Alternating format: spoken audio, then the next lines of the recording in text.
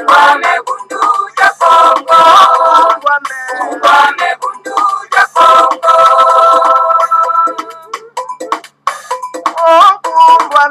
Ngwame bundu ja Kongo. Ngwame bundu ja Kongo.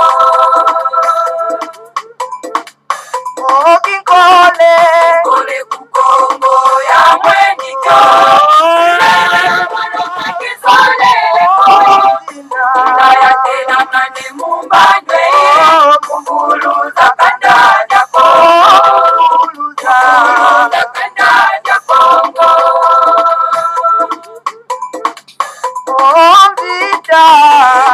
Kongo ya mweni so.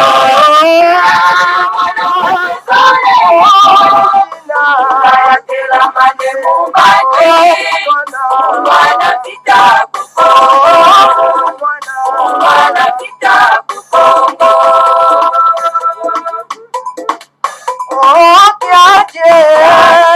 Kongo ya mweni so. Naya tena mane mumbanje. Kanda ja Kongo. Kanda ja Kongo. Tombe ya mweni so. Naya tena mane mumbanje.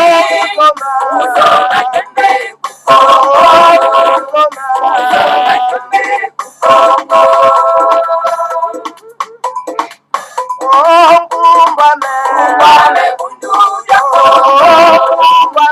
Ngwame bundu ja Kongo. Ngwame bundu ja Kongo. Ngwame bundu ja Kongo. Ngwame bundu ja Kongo.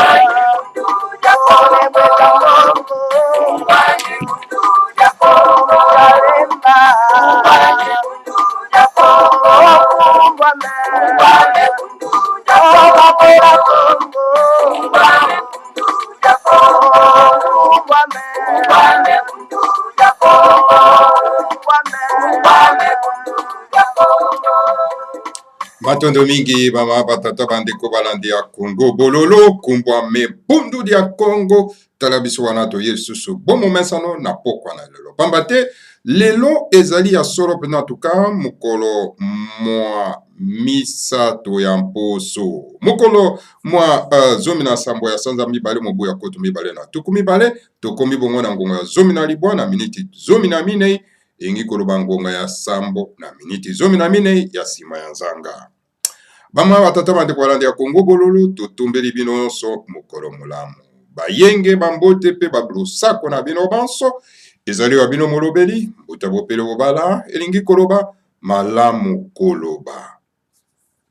Alors bama batata bandeko balandi ya Congo bololo lelo tozali tout simplement na deux points oyo toko soulever vraiment na ordre du jour na biso bama batata bandeko balandi ya Congo bololo. D'abord tokolobela solo pena en tout cas nomination par M. Tshilombo Tshisekedi na ndenge anoume solo pena en tout cas premier ministre na ye na gouvernement na bango ya union sacrée bama batata bandeko balandi ya Congo bololo tokomeka na ko décortiquer donc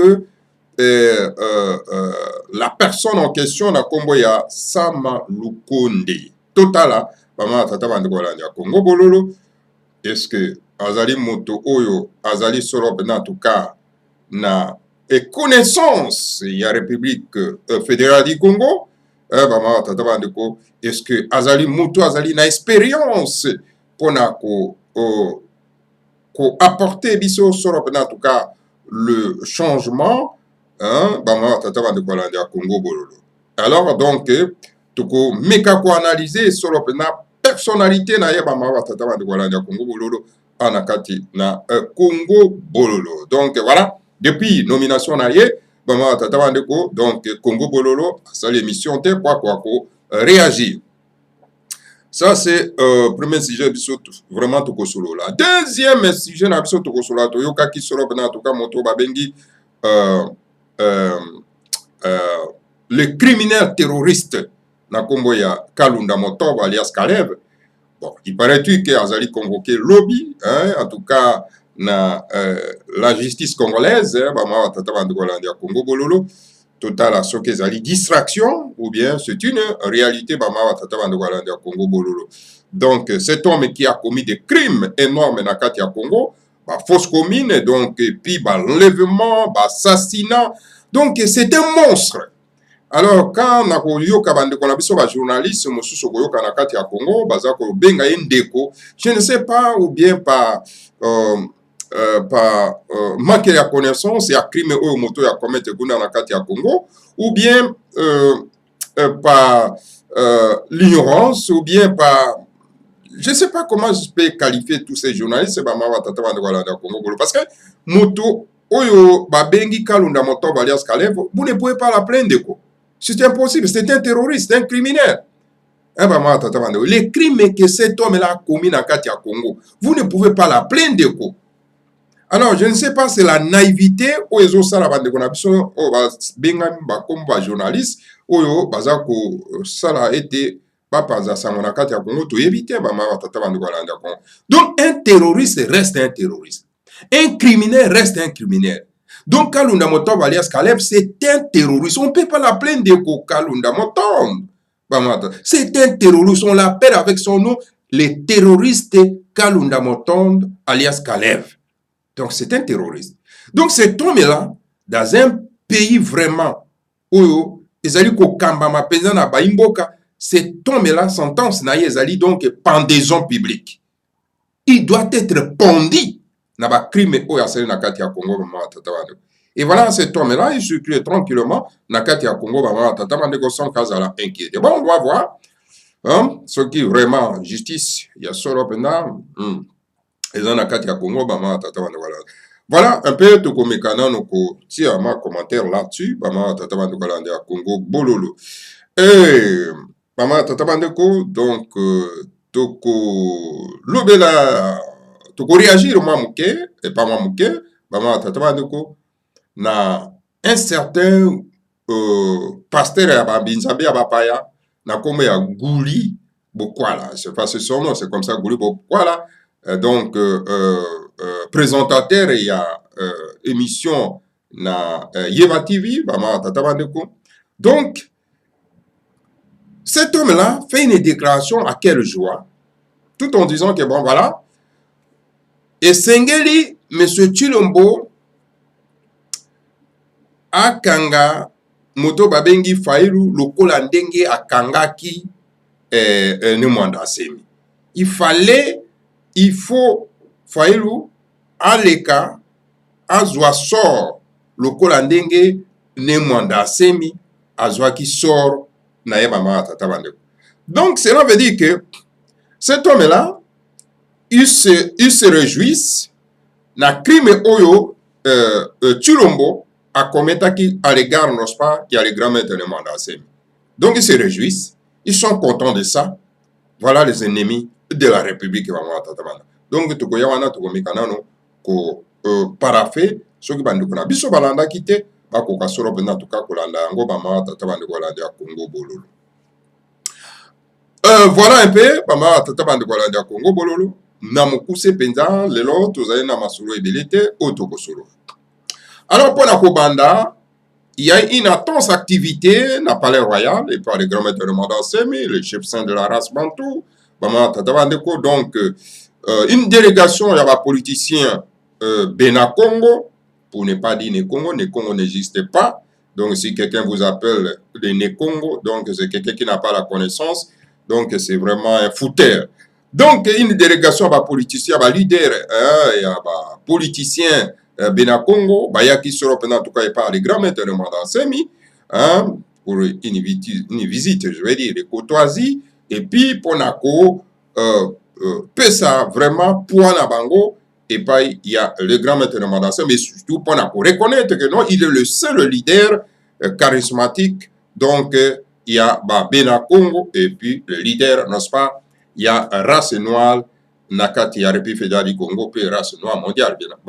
Parce que le combat du grand maître de Mandassé, c'est un combat politique et combat spirituel spirituel parce que tozali akokonza mana banzambe ya bapaya parce que tobombe na kati ya ndako na biso donc l'ennemi de la race bantu otobengi solo pena en tout cas biblia ezali mokanda oyo eyaki eyei kososifie biso bamama batata bandeko donc kobungisa biso nzela ya bakoko na biso kobungisa biso na spiritualité na biso bamama batata bandeko donc le grand maître de Mandassé mène ce combat là de combat spirituel oyo Mvuluzi Kimbangu atikaki apesaka solo pena elaka. Alors le grand maître de Mandassé mène un combat politique c'est-à-dire que il y a qu'à détruire les frontières coloniales parce qu'ils allaient handicap moko monene pour la évolution il y a race noire et surtout la race bantou na kati na kachopa ya kati bama watata bando wala ya Congo bololo. Alors donc le grand maître de Mandassé mène ce combat vraiment acharné pour supprimer sur les frontières coloniales. Donc voilà, un combat très délicat et surtout, Nandengo Tozan na kati ya Congo, na océan ya ba ignorant, en tout cas, ezali mission très délicate et difficile. Donc voilà, politicien Bena Congo, yaki lelo, il y a eu vraiment une intense activité na kati ya Palais Royal. Donc, pour en tout cas, les grands maîtres de Mandassé m'appellent ça qui version des faits, puis appellent ça qui conseil et sage conseil comme d'habitude, et puis il y a des politiciens Bena Congo, puis des politiciens congolais. Je crois que Tokozwa Bilili, Tokozwa Solo, en tout cas Malobanaye, et puis il y a journaliste, Nabiso vraiment, donc, où aller sur le terrain, Butanzinga, Azalaki sur place, Azwaki ba image, donc vraiment collègue Sabiso Yango dans les heures qui viennent pour être aux connaissance na Malika Kikuna en tout cas matin domingue. Voilà ezali moi une information en tout cas que Sabino concernant une activité intense oyo esalemi solo pena kuna na Palais Royal et par le grand maître Mandassé. Alors, bama batata bande kolandi ya Congo bololo toza kolobela siko likambo etali solo penda moto oyo babengi Sama Lukonde. Balobi Sama Lukonde donc ezali choix ya monsieur Chilombo. Sama Lukonde azali moto abotami solo penda en tout cas na mboka ya France. Bama batata bande kolandi ya Congo bololo. Alors donc voilà, Azali Moto Oyo solo penda salaki na régime ya Hippolyte Kanambe, il était ministre ya sport na kati na gouvernement ya Matata Mpoyo. Alors pour na ko démissionner pour na été akoka kokende ko sala na Yuma kuna na zekamine mama tata bande ko ki Yuma c'est un voleur oyaïbi mbongo plus de 200 millions de dollars na zekamine mama tata bande ko donc collaborateur na ye donc yewana donc monsieur Sama Lukonde. Donc, Sama Lukonde qui a travaillé avec Yuma, et Yuma qui est voleur. Alors, quand tu travailles avec un voleur, alors, aussitôt, aux alliés collaborateurs, il y a un voleur. Alors, voilà, un collaborateur d'un voleur, aujourd'hui, pour pisser, pour être comme premier ministre de Congo Bolo. Alors, pour la cause de la première ministre, tout simplement parce que non, il est jeune, il est 43 ans, donc on se réjouit. Non, on doit maintenant décortiquer sa personnalité. Parce qu'être premier ministre, et Sengelos a la connaissance de la République. Et cet homme-là n'a pas la connaissance de la République. Ayebi ba préoccupation n'est pas la province de l'Équateur. Ayebi ba préoccupation n'est pas la province du Congo central. Ayebi ba préoccupation n'est pas il y a Boyoma. Ayebi ba préoccupation il y a Kivute ba ma tatamando. Donc ezali moto yo ayebi kaka moi esika moko o babengi solo en tout cas Katanga ba ma tatamando. Et d'ailleurs, il est né à l'étranger. Alors nous ne savons pas vraiment de quel côté Oyo Aouti ba ma tatamando walanda Congo. Et là, la voix commence à se lever. Non, mais écoutez, cet homme-là n'est pas du tout vraiment congolais de souche. Alors, surtout, bandeko na biso d'un côté bakoza na bango na raison esengeli pour na moment oyo toza na yango donc ya ko identifier bato ezali te que tout simplement parce que c'est un politicien alors donc on les met na baaffaire bamama tata bandeko sans que tokoka ko décortiquer n'est-ce pas donc ba origine na ye bamama tata bandeko ezali donc na obligation ya mwana Congo nyonso tout ya koluka koyeba parce que na surtout encore na tango tozali pendant na infiltration makasi na kati ya mboka mama tata bandeko bapaya bainfiltra biso depuis longtemps et maintenant bakomi kotombola mitu na bango mpona ete bakoka kosimba baaffaire ya mboka na biso alors bana ya Congo en tout cas compte tenu na souffrance oyo bapaya banyokoli bango baza lisusu na blague lisusu te bamama batata bandeko mpona kokenda kokundola solo mpenza origine ya moko na moko namoni bandeko balobi na bana ma écoute ntango azalaki nano premier ministre te ntango banome nano ete azalaki congolais ntango banome akomi congolais non mais écoutez chaque fois que okomi na commande ya baffaire okomi na esika ya kotambusa mboka esengeli bayeba background na yo c'est-à-dire que origine na yo osalaka nini outi wapi donc bakolaborateur no baza banani est-ce que ozalaki na bakolaborateur miyibi ozalaki na bakolaborateur baterroriste ozalaki bakolaborateur bassassin esengeli bakoka koyeba mpe bakoka korenir donc passé na yo origine na yo bamama tata bandeko na biso bana raison baza na raison alors tokomona te ke bato moko boye bakoka koétouffe bandeko na biso mpona koluka solo mpena baorigine ya moto songolo oyo akoki koya kozwa commande bamama tata bandeko ya bafere ya mboka ya mama tata bandeko tomoni bato ebele bapaya bomoni bapaya ndenge batambwisi mboka babebisi mboka badétruire mboka tala bato lokola baHippolyte Kanambe c'est un tuti rwandais tomoni Bosco Tangana azalaki général na kati armée na biso que c'est un tuti rwandais tomoni Tango Fort c'est un tuti ougandais tomoni commandant Raos c'est un tuti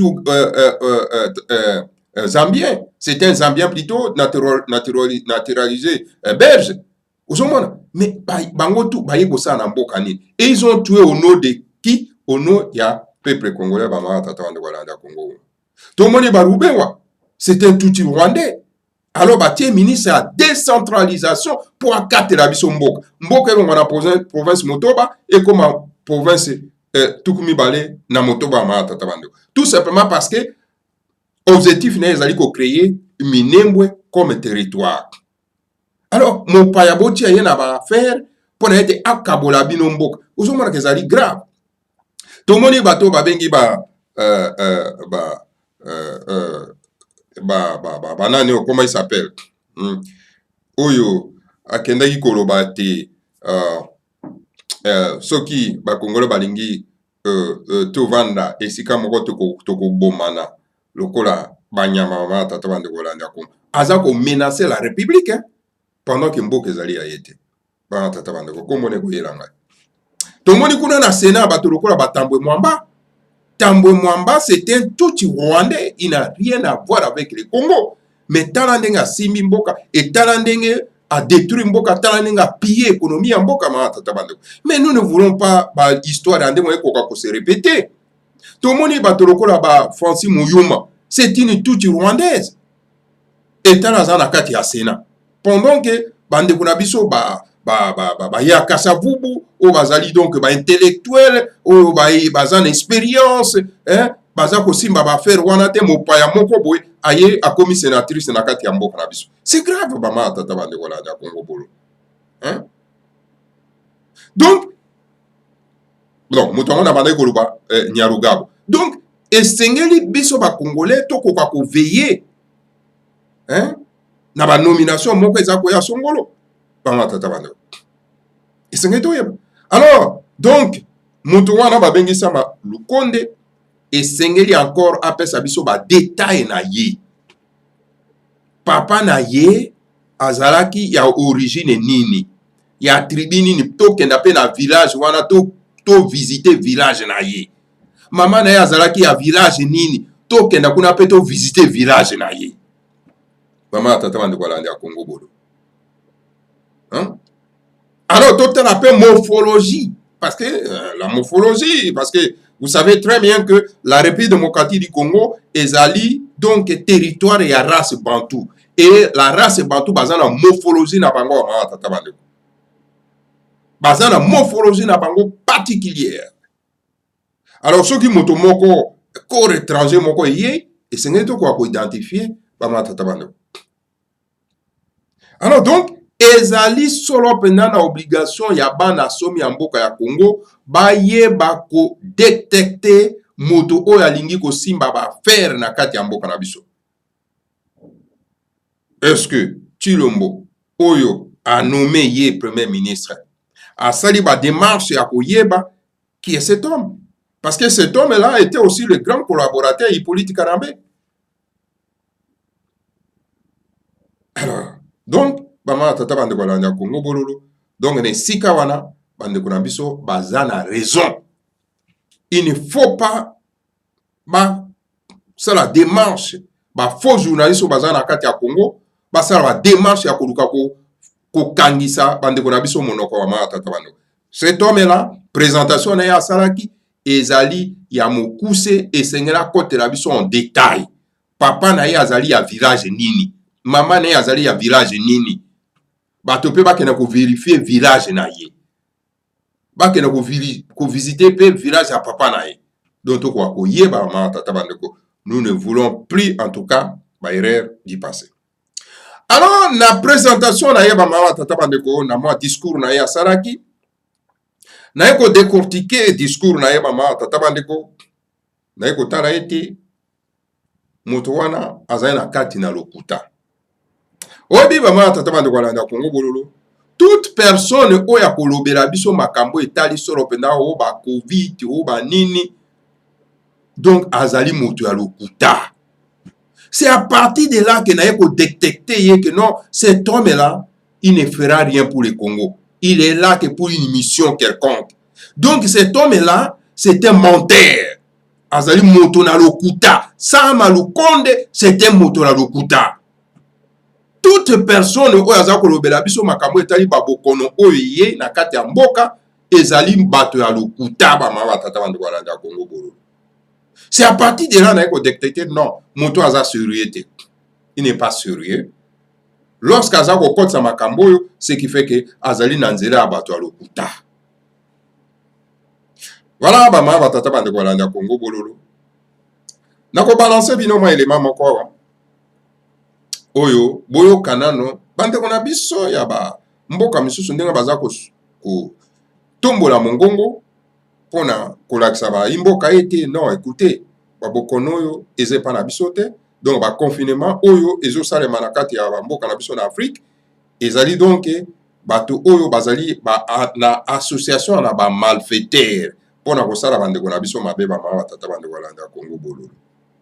Alors donc to la nano élément oyo na bokuse na mokuse toka réaction ya ndeko na biso na mboka ya Cameroun pama tata bande ko landa Congo bolo. Il n'y a pas à être modéré. Vous êtes modéré. Rien ne justifie le vaccin. Ni dans le monde en général, ni au Cameroun. Rien. Même pas les contraintes internationales. Parce qu'on va mettre en avant les contraintes internationales. Vous avez parlé tout à l'heure. Hier, nous avons parlé sur d'alternatives. Vous avez la Russie qui a un vaccin qui est connu. J'ai dit qu'il y a 19 pays déjà qui sont alignés sur le vaccin russe, qui ne laisse pas, qui n'a rien à voir avec le vaccin de M. Bill Gates, le vaccin de Biden et des autres, qui ont pour rôle, qui ont pour mission de nous imposer une thérapie génique visant à transformer notre système immunitaire pour insérer dans notre corps une puce à partir de laquelle, plus tard, ils vont accomplir leur projet qui est, je le répète, de diminuer la population mondiale. Ils veulent 100 millions. Ils disaient 600 millions, mais là, ils ont même baissé à 100 millions. C'est écrit, hein? C'est écrit, c'est pas grave, on n'est pas de blaguer. Tout ce qu'on fait là, le projet des globalistes, de ces vampires, c'est de diminuer la population de la Terre et ils veulent 100 millions de personnes.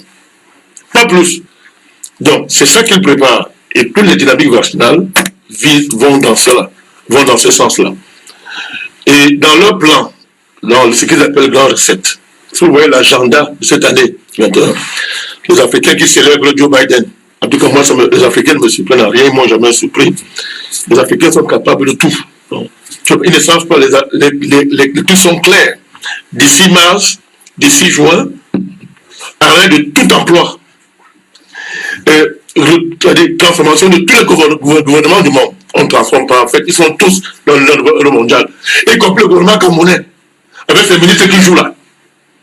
Tous sont dans le nouvel ordre mondial. Il est prévu qu'en juin 2021, tous les gouvernements se mettent à la page. C'est un mot caché pour dire qu'ils vont tous imposer ce projet. D'ailleurs, vous le voyez, regardez les pays africains, regardez le Gabon partout, on est en train de devenir à des confinements. Que rien ne justifie. C'est-à-dire, dans beaucoup au Sénégal, partout, en Côte d'Ivoire, on est entré, et au Cameroun, on prépare l'opinion. Avec des chiffres bidons qui n'ont pas de sens. On prépare l'opinion. Donc, pour justifier le confinement. Et après, on vous le confine pratiquement 1 ou 2 mois. Dès avril, on passe à la vitesse supérieure. Et à partir du mois de juin 21, c'est clair, les propriétés foncières, tous vos biens vont revenir au gouvernement. Écoutez bien, or ces gouvernements-là auparavant auront été restructurés. Vous vous trompez, ils sont déjà, parce que tous sont dans l'état profond. Je vous ai demandé ici, de me dire pourquoi tous les États du monde, pour la plupart, sauf quelques-uns, ont félicité quelqu'un qui a été élu par un communiqué de presse de CNN, Joe Biden. Vous avez dit, ici, il dit même tous les États. Et quand je parle d'États, je parle de tous les opposants aussi. Tous les opposants, États, gouvernement comme opposition politique au Cameroun, pareil. Tous ont félicité M. Joe Biden, qui a été élu par communiqué de presse de M. CNN. Vous avez des pays où, quand les oppositions, un opposant se lève pour dire qu'il se proclame auto-président élu, on le met en prison. Mais des États se sont empressés pour féliciter un voyou qui s'est auto-proclamé président par la voie d'un communiqué de presse. Et ce crime électoral est validé par ces gens-là. Mais posez-vous la question pourquoi? Ils sont tous dedans. Et moi je le dis, je ne crains personne. Ils sont tous dedans. Et le plan est clair d'ici. L'agenda c'est d'ici 2022, vous allez voir, d'ici vous allez voir. Parce que dans le Z, il est question que vous n'aurez plus rien. Et après ça, vos dettes seront supprimées à la seule condition que vous acceptez le vaccin. Parce que dans le type, ce qu'ils appellent temps zéro, retour à instant zéro, temps zéro, c'est que on remet les dettes à plat à condition que vous acceptez le vaccin. Et que vos gouvernements aient réussi à imposer dans leur pays le vaccin à tout le monde. On supprime les dettes. Mais quand vous supprimez votre dette, vous ne serez plus humain. C'est de cela qu'il s'agit. Vous ne serez plus humain. Vous serez un transhumain. Ça veut dire quoi un transhumain? Ça veut dire que vous avez une puce qui permettra à long terme de vous tuer silencieusement pour arriver aux chiffres qu'ils ont prévus comme étant suffisants pour leur vie future telle qu'ils entendent. C'est de cela qu'il s'agit. C'est une déclaration de guerre. Chacun a le droit de défendre sa vie. C'est un droit sacré. Aucun gouvernement n'a le droit de s'en prendre la vie des gens. Aucun gouvernement. Aucun État n'a ce privilège. C'est Dieu seul qui a ce privilège. Donc, chaque Camerounais, chaque Africain est devant la responsabilité suprême qui engage tout homme sur terre, défendre sa vie. Et c'est le ministre de Yaoundé qui viendra vous dire ce que vous avez fait de votre vie. Reste à savoir si le président camerounais valide ça.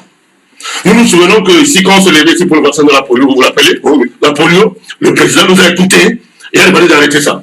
A demandé à ce ministre d'arrêter ces bêtises qui étaient fait dans les écoles, en complicité avec madame la ministre de l'Éducation nationale. De vouloir vacciner les enfants sous prétexte qu'ils avaient une vie sexuelle précoce à 9 ans. Vous vous souvenez, c'est la campagne qui a été faite. Ça a été arrêté. Mais nous ne sommes pas des rêveurs. Que chacun défende sa vie. C'est de cela qu'il s'agit. Donc les choses sont claires. Alors vous voyez dans tout le continent africain, des confinements inventés. Vous voyez un pays comme le Tchad, où il fait chaud, vous ne pouvez pas imaginer. On vous dit qu'il y a le Covid là-bas. On invente les confinements. Vous voyez, pour le Gabon, ça ne se prend personne. Il y a longtemps que son président n'a plus aucun sens de l'honneur. Aucun sens de l'honneur. Donc sans commentaire, Charlie Congo. Sans commentaire. Mais qu'est-ce qu'il peut expliquer qu'en Afrique, des présidents courent pour nous imposer les confinements dans un continent qui n'a pas de malade, qui a vaincu la maladie. Et qu'est-ce qu'on fera donc? On va aller chacun les gens dans la maison pour les vacciner. Puisque les Camerounais ont montré la dernière fois que pas question, ils ont fui les hôpitaux. Tout le monde le sait. Donc on va aller attraper les gens dans leur maison, les vacciner de force. C'est ça la politique? C'est pas ça, on va où? Et tous les opposants camerounais se taisent. Tous les opposants africains sont dedans. Les églises, les pasteurs sont dedans. Les mosquées, dedans. Tous se taisent. Ils font comme s'ils ne voient pas. Mais c'est pas normal ça. Omarou, c'est pas normal. Personne n'a créé la vie humaine. Ce n'est pas des Biden, des malades mentaux comme ça. Des Macron, ils n'ont créé aucune vie humaine. Tous décider d'arrêter nos vies comme ça. C'est de cela qu'il s'agit. Et c'est dans leur plan. Donc tous les Africains qui ont salué Biden, qui seront vaccinés, au cours plus tard au mois d'août, ils perdront les propriétés foncières, on commencera par là. On vous prendra tout. Tout.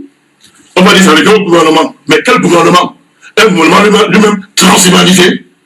Et on vous dit que vous n'aurez droit à ce qui vous est dû que si vous avez le vaccin. Et d'ici juin, avant là, on passera, le passeport Covid sera imposé. Vous ne pourrez pas voyager, vous ne pourrez pas... Je vous dis, allez construire cette lettre, l'agenda est clair, il ne cache pas, l'agenda est là. Mars, avril, mai, juin, août, l'agenda est clair. Et c'est pour ça qu'il faut à tout prix, par tous les moyens que M. Biden soit présent aux États-Unis, par tous les moyens. M. Macron a demandé le plein pouvoir en France. Pour faire quoi? Depuis qu'il tue les Français, personne ne parle. Il massacre les Français, personne ne parle. Il va encore le plein pouvoir pour les massacrer davantage. Donc moi je pense que, M. Bruce, nous devons faire notre travail. Comprenez? L'histoire de Tchèque, nous avons été les seuls ici à crier haut et fort. Toute la classe politique camerounaise observait le silence, observait la complicité, comment ils se taisent. Je répète encore ça, observez comment les hommes de Dieu se taisent. Je termine. Les imams se taisent, tout le monde se tait. Les chefs traditionnels, soi-disant garants de nos traditions. Monsieur Soukoudou qui parle on appelle le chef, Kamanife Soukoudou. Pourquoi il ne parle pas de Covid? De tout ça. Tous ces choses-là, pourquoi ils se taisent, monsieur Gou? Pourquoi ils se taisent? Où sont nos sages? Où sont les gamins de la tradition africaine? Ils sont où? Ces grandes traditions, où sont nos ancêtres? Ils sont où? Pourquoi tout le monde se tait devant ce plan-là? Nous n'aurons moins d'une position, on se sera moins battu par rapport à ça. En tout cas, matondo mingi bama batata bandi kwalandi ya Congo bololo uyoki bino moko. En tout cas, yana bamboka mususu bazana bandeko oyo bazako tombola mongongo pona ko défendre ba imboka ma tata ba. Mais tala biso na Congo. Vous trouvez les journalistes baza complices parce que objectif na bango ezali c'est-à-dire que bazwa mbongo ya Organisation mondiale de la santé. Okomona batambweleze baza na kati ya nini na riposte. Okomona ba mutombo alias Israël tata mobimazo za komba ba pa sans vergogne aza na kati ya riposte. Okomona ba bosembe baza na kati ya riposte. Alors donc bato nyonso tu wana baza na kati ya riposte, ce sont des complices ya race bantu ba mara tata bande walanda Congo bolo. Oli ba tombo na mongongo lokola ndenge bande kuna biso ya Cameroun ndenge bazo tomba mongongo boy pona ko défendre ba concitoyens na bango et loko mon côté bango objectif affiché c'est-à-dire mbongo mosolo. Batonga bandako na bango basomba mituka, c'est ça l'objectif na bango. Mais bosomba mituka, bosomba botonga bandako. Mais sikoyo pobotika na banani na banzete. Voilà bama batata. OK, les journalistes sont censés ya kotombo la mongongo, ya ko attaquer ba gouvernement corrompu bama batata bande ko landa Congo bolo pona ko défendre ba imboka bama batata bande. Tala bango bazali corrompu. Et ces mêmes gens là-bas bino ba imboka nde boza ko landa, boza ko pesa ba éloge, hein? Boza ko pesa ba éloge. Hein? OK, ce sont des complices. Hein? Ba Tambwe alias Eliezer, ba Mutombo alias Israël, ba Boussem, tous ces là monde là, baza na kati ya riposte. Et qui dit riposte, c'est-à-dire bato baza ko préparer bino pona ete boko akozwa batonga oyo eko okomisa bino sorope na tout cas oui, Congo bolo. Voilà, ça fait une fierté lorsque vous attendez un frère africain à côté de ma pona pour défendre sorope na tout cas la race noire. Hein? Au moment où opposants na biso bazande na kati ya COP 1 et ils se disent que ce sont des opposants. Est-ce que vous avez entendu seulement un jour que monsieur Faïlou a tellement poisa alobazali contre Babilo kwana et loko mokote bama tata bando. Ah, qui a dit Mawa. Donc les seuls moto na kati ya mboko atomboli mongongo ezali kaka le grand maître Manasseh. Une seule personne. Mais akobunda bitumba ye moko boeti wapi bama batata bande. Kaka ne mwanda nsimi. La seule personne.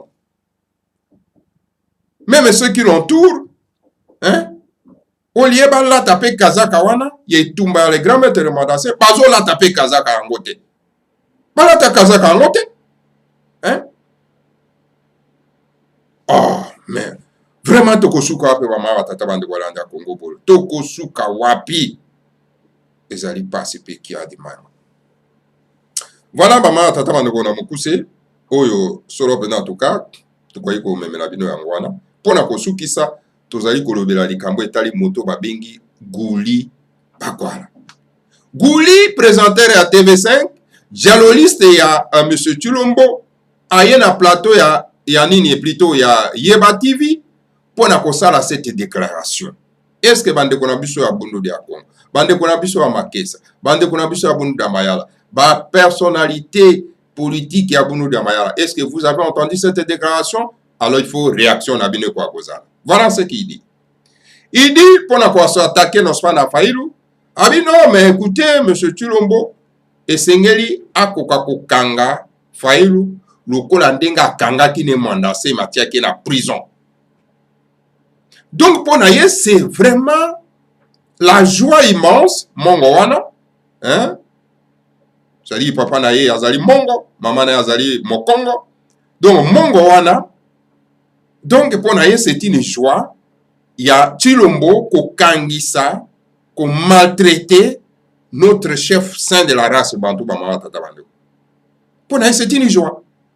Il y a un seigneur, il faut qu'on y ait un plateau à la télévision à Bango pour nous ça cette déclaration. Mes frères, quand j'ai entendu ça, j'ai le froid aux yeux, j'ai le froid au dos Bamama Tata Bande Gobalande. Nayoki Malili, vraiment Bamama Tata Bande Gobalande Congo. Malili. Donc voilà des nègres. Des négroïdes, hein, qui ne connaissent pas vraiment que, non, écoutez, ce que Chilombo a fait à notre frère de la race, c'est un crime. Et il y a ça qu'on bradé, donc, à ça qu'on exhibé, crime, wana, donc, Oyo Chilombo Sali, à l'égard du grand maître de Manasseh. Kotinda plus de 5000 éléments terroristes pour terroriser les grands maîtres de la palais royal. Qu'on a embelli qu'on pas pour les grands maîtres de Manasseh dans Moutou. Alors il y a ça qu'on exhibé. Donc, action y a-t-il au Massala qui va à Congo Bolo. Donc pour nous c'est une fierté. Ah, mes frères, na évité ce qui bino bolandi ango. Na évité ce qui bino bolandi ango bino batoza na Kinshasa. Bino batoza na Congo. Moi, j'ai suivi ça, mais j'ai vraiment le froid au dos. Hein? Ces actes criminels et terroristes, Oyo Chilombo perpétra contre les grands maîtres de Manasseh, et que son acolyte vienne à plateau à télévision à Bango pour la cosa éloge na yango bama batata bande Kolanda Congo Bololo. Mes chers frères, ba négro idéo de éviter bama batata bande. Hein? Mais alors, c'est négroïde. Pour faire plaisir na M. Chilombo, pour être à Coca-Cola, ça y est, poste, pour avoir un bongo. Mes chers frères, à moins que Bako Konabiso base à la vivante, au moins que Bako Konabiso Oyo, Batinda Sorope, en tout cas, notre frère, pour la Kobunda Bitumba Oyo, Yazali Kobunda, pour la bonheur, nos pas à race Bantou, base à la terre, Bama Tata Bandeko. Alors il paiera son compte. Donc voilà, j'ai vraiment,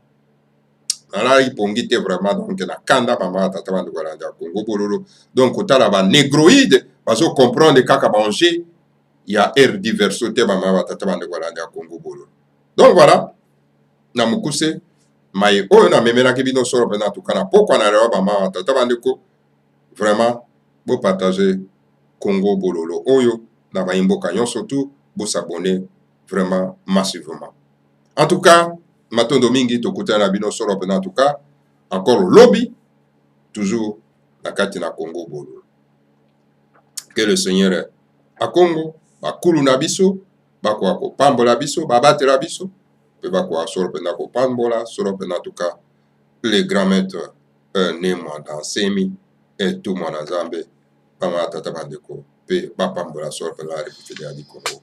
Mvuka Tiantimanti Afelika Diampa di Finamene Tukwa Kabu Diabakeluba Uluzororo Watanda wa Mungu Tulendo Makanda Mava Musa Mavutu Kayotama Osawe Nina Ninga Masina Makikulu Kongo Japa Kongo Jafutuka Kongo Uluzororo Watanda wa Mungu Tulendo Makanda Mava Musa Mavutu Kayotama Osawe nina ninga masina makikulu Kongo japa Kongo jafutuka Kongo Afrika japa Afrika japa nina tumba Afrika japa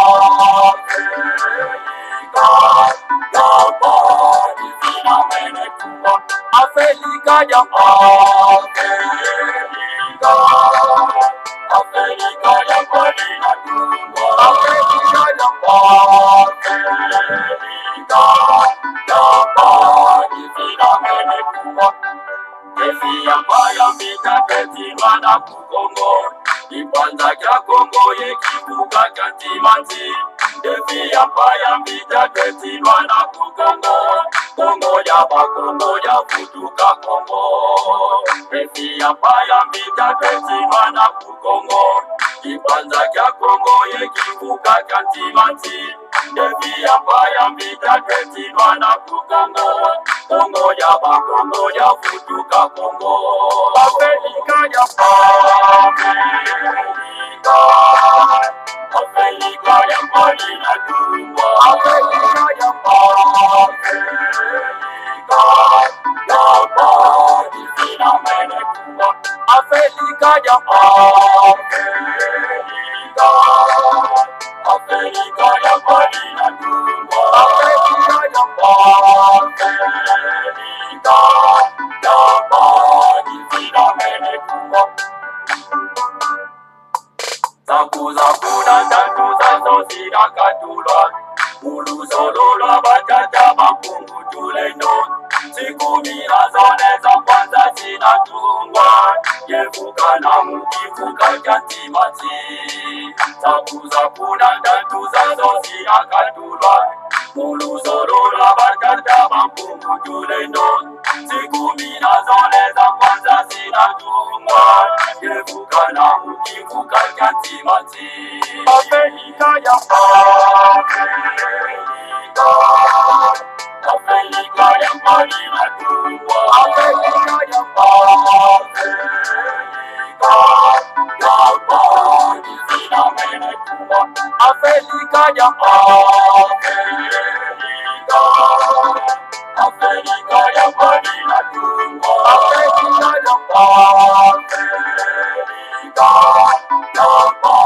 Nifina mene tumba Siku minazoleza kwanza zinatungwa Kongo kwimakangu bengela kuva kuzami Oyo makatanga kivuku bangi chwapa Kasaimu kivuka chantimati Siku minazoleza kwanza zinatungwa Kongo kwimakangu bengela kuva kuzami Oyo makatanga kivuku bangi chwapa Kasaimu kivuka chantimati Afrika japa Afrika japa nina tumba Afrika japa Nifina mene tumba Afrika japa Afrika japa nina tumba Afrika japa Nifina mene tumba